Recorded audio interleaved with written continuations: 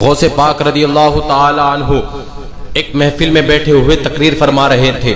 آپ تقریر فرما رہے ہیں اور تقریر فرما رہے تھے تو اوپر سے چیل چیچی کر رہی تھی, اوپر سے بار بار چیل اوپر منڈرا رہی تھی اور چیچی چیچی کر رہی تھی. جب چیچی چیچی کرتے ہوئے دیکھا تو میرے غوث پاک کو جلال آیا اور جلال میں دیکھنے لگے کہ یہ چیل چیچی چیچی کر رہی ہے اور لوگ میری تقریر سن رہے ہیں, ہم تقریر کر رہے ہیں, لوگ تقریر سن رہے ہیں اور لوگوں کی توجہ ہٹ جاتی ہے. جب یہ چیچی چیچی کرتی ہے تو لوگوں کی توجہ ہٹ جاتی ہے, جب یہ چیچی چیچی کرتی ہے تو لوگوں کی توجہ ہٹ جاتی ہے, لوگ اپنی توجہ کو میری تقریر سے ہٹا لیتے ہیں. لیکن آپ کو جلال آیا اور جلال میں آپ نے اوپر دیکھا, جب چیل کی طرف نظر پڑی تو آپ کا جلال تھا کہ وہ چیل دو ٹکڑے ہو گئی, اس کا سر تن سے جدا ہو گیا اور وہ نیچے آ کر کے گر جاتی ہے. جب محفل پوری ہو گئی تو حضور غوث پاک رضی اللہ تعالی عنہ اس چیل کے پاس جاتے ہیں اور جا کر کے اس کے سر کو اس کے وجود سے جوڑ دیتے ہیں, اس کے سر کو اس کے جسم سے جوڑ دیتے ہیں, اس کے سر کو اس کے تن سے جوڑ دیتے ہیں اور جوڑ کر کے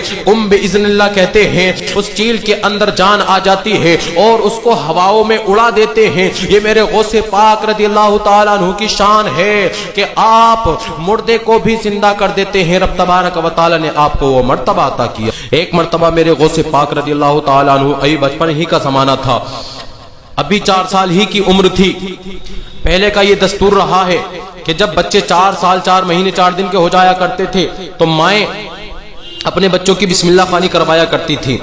تو حضور غوث پاک کی والدہ محترمہ آپ کو ایک با عمل مولانا صاحب کے پاس میں لے کر کے جاتی ہیں, انگلی پکڑ کر لے کر جاتی ہیں اور لے جانے کے بعد میں مولانا صاحب سے جا کر کے کہتی ہیں کہ مولانا صاحب میرے بچے کی بسم اللہ خوانی کروا دیجیے. جب حضور غوث پاک کو وہ ہاتھ پکڑ کر کے مولانا صاحب کے سامنے کیا, حضور غوث پاک درسگاہ میں بیٹھ گئے تو مولانا صاحب نے کہا بیٹا پڑھنا شروع کرو. اعوذ باللہ پڑھنا شروع کیا, بسم اللہ پڑھنا شروع کیا. جب اعوذ باللہ اور بسم اللہ پڑھ لی تو حضور غوث پاک نے الحمدللہ کو پڑھنا شروع کیا. الحمدللہ مکمل کر لی, الف لام میم پہ آ گئے, الف لام میم کو پڑھا. اب پہلا پارہ مکمل ہو گیا, دوسرا پارہ مکمل پڑھ دیا, تیسرے پارے کو پڑھ دیا, چوتھا پارہ مکمل پڑھ دیا, 5ویں پارے کو بھی مکمل پڑھ دیا, 6واں پارہ بھی پورا کر دیا, 7واں پارہ, 8واں پارہ, 9واں پارہ, 10واں پارہ, 11واں پارہ, 12واں پارہ, 13واں پارہ بھی پڑھ دیا, 14واں پارہ بھی پڑھ دیا, 15واں پارہ بھی پڑھ دیا, 16واں پارہ بھی پڑھ دیا.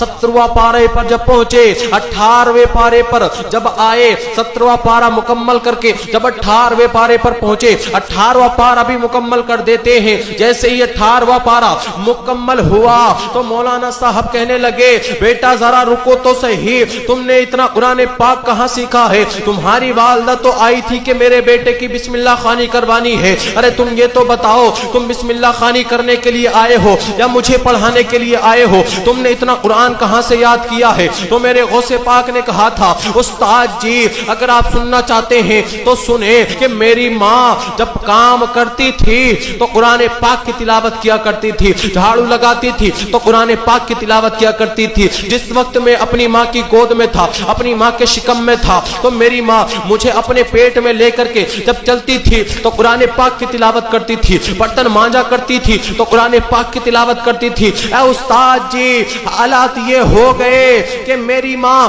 جو کام کرتی تھی ہر وقت میری ماں والدہ محترمہ قرآن پاک کی تلاوت کرتی رہا کرتی تھی, اور جب میری ماں قرآن پاک کی تلاوت کرتی رہتی تھی تو میں اپنی ماں کے پیٹ میں تھا اور میں نے اپنی ماں کے پیٹ میں ہی سن سن کر کے 18 پارے یاد کر لیے ہیں.